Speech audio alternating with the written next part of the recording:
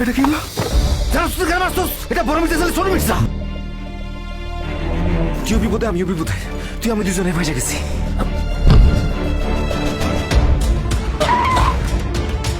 গাড়ির ব্যাগ ডালাই কি? ব্যাগ ডালা বন্ধ করো নাকি? আর একটু হলে তো আকাশ বড় তারা দেখা দিছিল। এই বদি,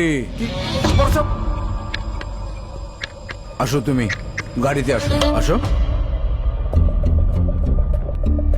এই লাগাও।